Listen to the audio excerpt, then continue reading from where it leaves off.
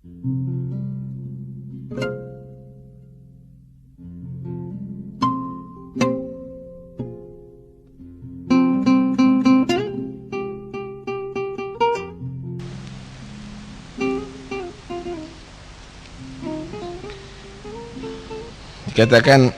para salaf kita, mereka adalah orang yang telah mengikuti thariqah yang lurus, sehingga Allah memberikan pemberian yang begitu besar daripada ilmu dan asrar. Kita semuanya adalah cucu mereka, anak-anak mereka, keturunan mereka. Karena itu tidak ada yang tepat bagi kita kecuali mengikuti thariqah mereka.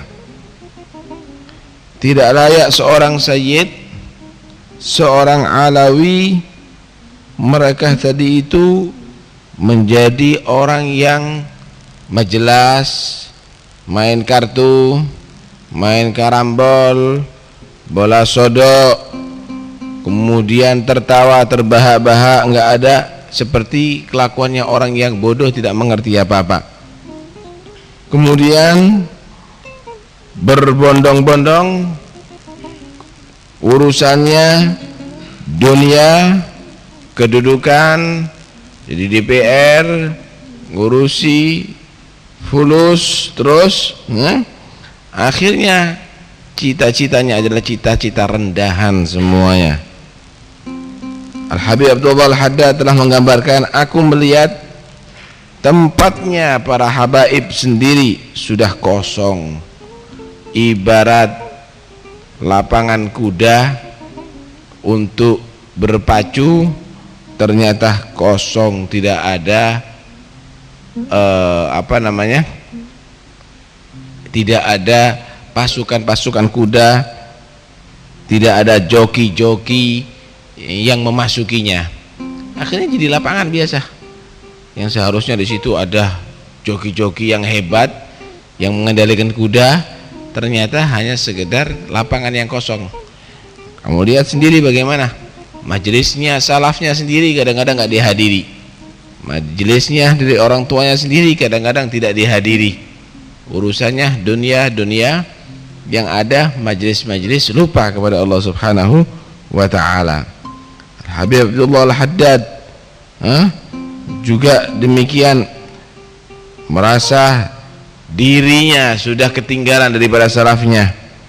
Begitu banyak daripada salafnya yang ditinggalkan, tapi sebenarnya bukan beliau yang harus berbuat begitu, sehingga beliau selalu menangis sambil menyatakan, tafidu uyuni bidumu'is sawagibi wa ma liya la abki ala khairi dahibi. Aku selalu menangis, bagaimana tidak, kebaikan-kebaikan yang banyak tadi itu telah menghilang daripada aku. Alal umri idwalla wa halan qidauhu, sampai dinyatakan umurku sudah berlalu dan udah hampir selesai, akan mati, tapi aku tidak bisa sampai sebagaimana yang telah dicapai oleh salaf-salafku. Ini sebenarnya tangisan bukan dari beliau, pantasnya kita yang menangis model demikian ini.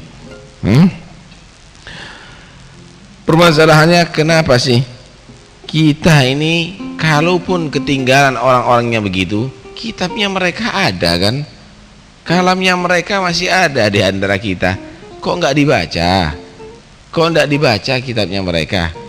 Nah, kalau dulu ini ya, ini mungkin di zamannya beliau lah, kalau sekarang apanya mau dibaca, nggak bisa baca, tambah kacau lagi, tambah mundur lagi.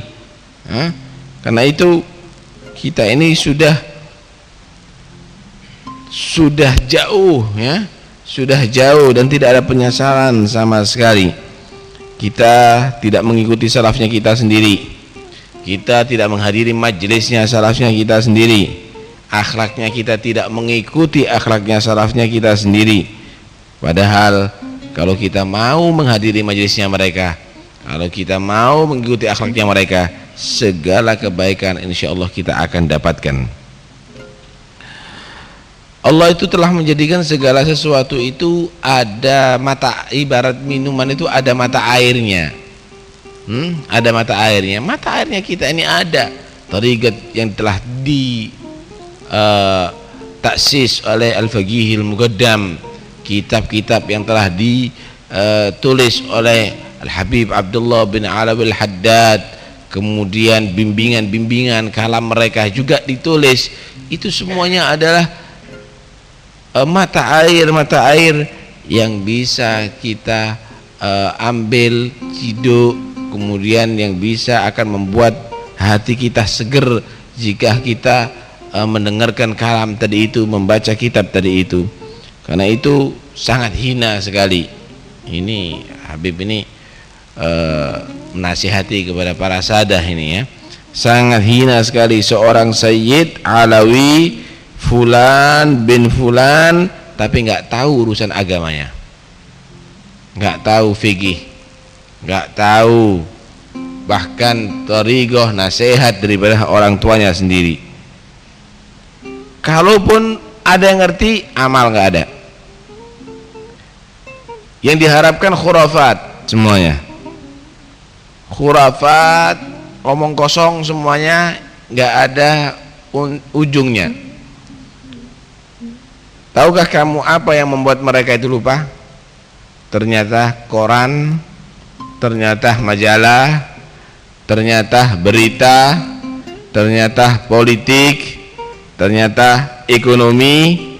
Akhirnya kehilangan thariqah salafnya, ilmu salafnya, ibadah salafnya, zikir salafnya, kehilangan itu semuanya. Kalau salafnya kita dikatakan hayatum khairun lahum wa mamatuhum fatuba lahum sadu wa faqu alal kul, matinya aja memberikan manfaat kok, apalagi masa hidupnya. Matinya aja ngajak orang baca Quran tuh, lihat di makam mereka. Matinya masih mengajak orang untuk berdakwah, mendengarkan nasihat tuh kalau di hall. Mereka memang pemimpin sejati. Tapi kalau kita, hidupnya kita udah nggak berharga, apalagi setelah wafatnya nantinya.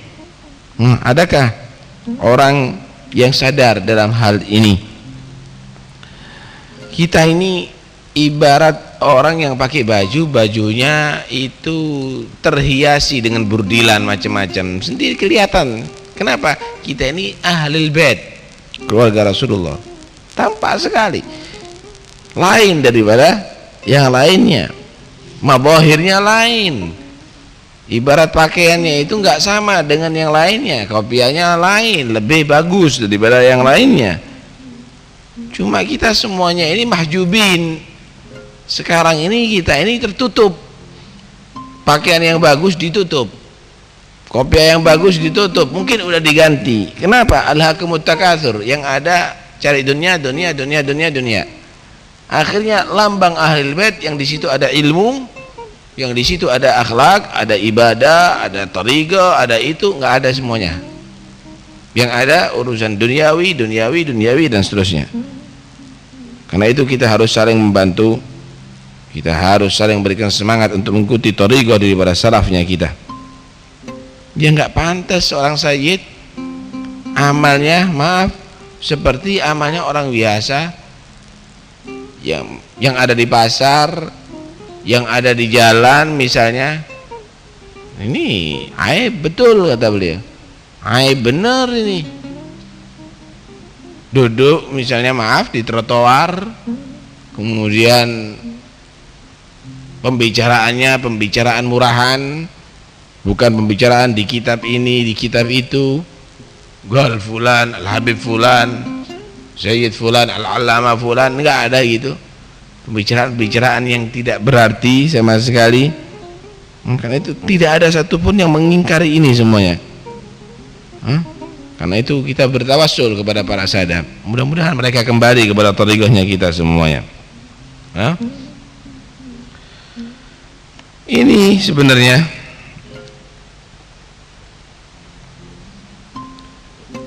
kita tidak mengikuti jejaknya salafnya kita. Dan kapan kita menjadi orang yang mau kembali lagi kepada thariqah itu? Kita tidak punya apa-apa loh ya, sama sekali. Punya apa kita? Apa bisa kita banggakan? Yang ada cerita aja, cerita datuk. Dan sekarang kita sudah tidak punya apa-apa lagi, kata dia. Hah? Coba sholatnya sendiri aja yang kita kerjakan. Kita keluar dari sholat biasa. Kalau mereka keluar dari sholat menghasilkan sir, wilayah, derajat, martabah, kedudukan yang baru. Kita baca Quran, tapi pernah apa yang kamu rasakan setelah baca Quran? Tambahkah kamu tawadhu? Tambahkah kamu khusyuk? Tambahkah kamu semangat beribadah kepada Allah Subhanahu wa taala? Kita berzikir, tapi zikir apakah membuat kamu sadar? Membuat kamu tadi itu mengerti tentang kebesaran Tuhan kamu? Enggak ada apa-apa kita ini semuanya. Karena itu cobalah kamu bongkar lagi, jedah lagi, buka lagi sirah daripada salafnya kamu. Gimana itu Al-Habib Idrus bin Umar, gimana tadi itu Al-Habib Ali bin Muhammad Al-Habsyi, gimana salaf-salafnya kita buang itu semuanya daripada pandangan kita. Pandangan kita udah lain, bukan salaf, orang politik yang ada di muka kita. Fulan bin Fulan, wah hebat, itu jadi menteri sekarang, jadi DPR. Fulan bin Fulan, wah hebat, pabriknya tambah gede. Fulan bin Fulan, wah hebat, tokonya tambah laris. Pandangan kita bukan ke salaf kita. Hah? Udah berbeda itu semuanya. Karena itu perhatikan baik-baik. Bagi Sayyid hendaknya mengikuti thariqah daripada salafnya. Sebaliknya juga bagi muhibbin yang bukan sayyid,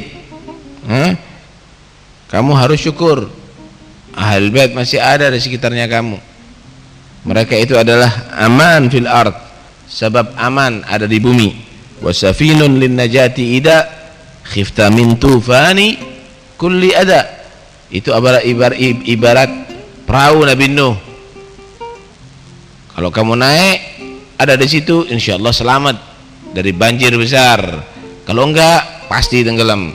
Kalau kamu dekat sama Ahlul Bait, ngikuti thariqah daripada Ahlul Bait, insyaallah kamu akan menjadi orang selamat. Ini dunia udah ombaknya udah begitu hebatnya. Siapa yang enggak tenggelam dalam ombak urusan dunia sekarang, fitnah dunia, apalagi hidup di akhir zaman ini. Ikuti sirah daripada Ahlul Bait. Baca itu gimana di Indonesia, Wali Songo, mereka juga Ahlul Bait.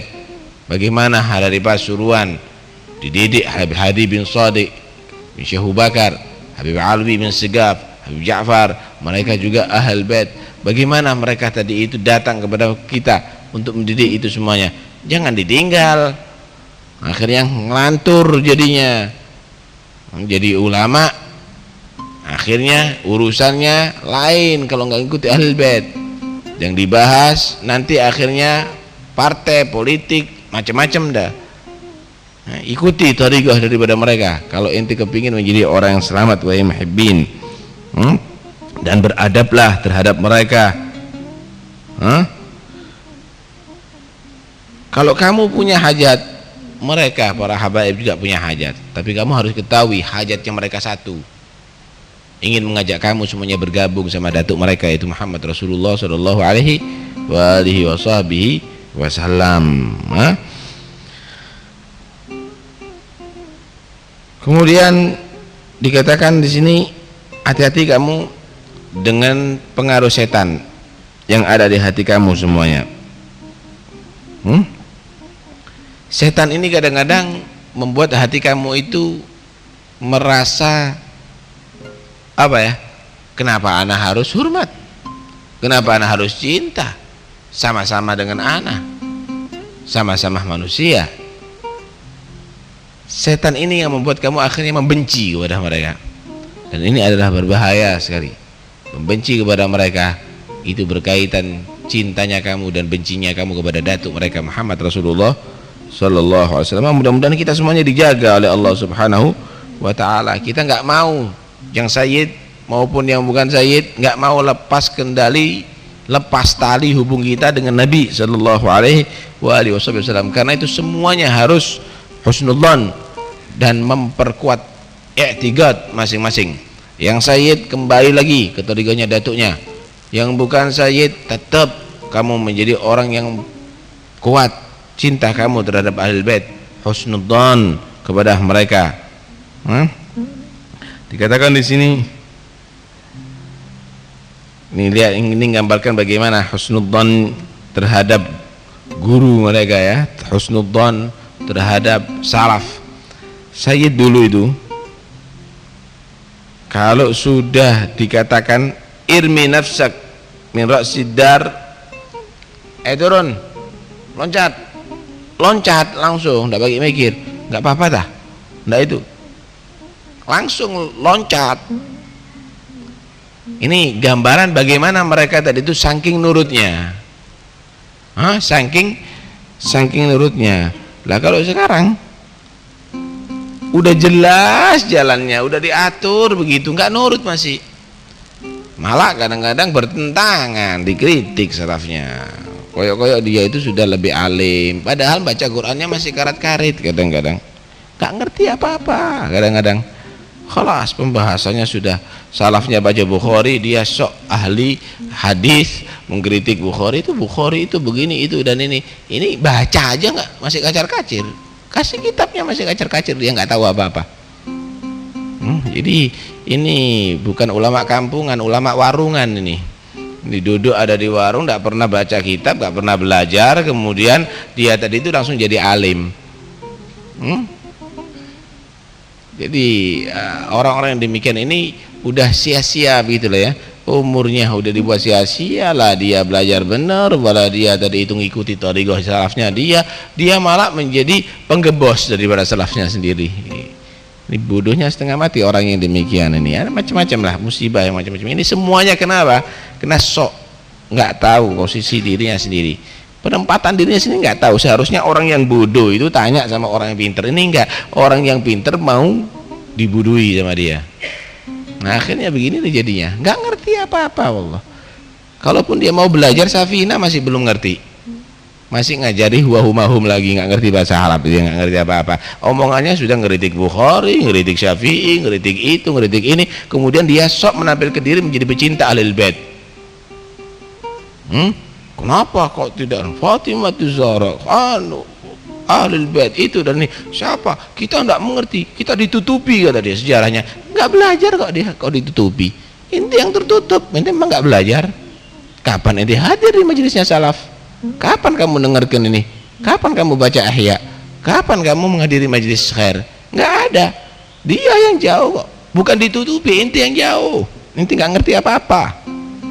Nah ini banyak yang demikian tadi itu. Karena itu ini adalah satu musibah yang sudah sangat besar. Mari kita kembali lagi, kita ajak keluarga, teman kita kembali lagi pada thariqatus salaf. Wallahu a'lam.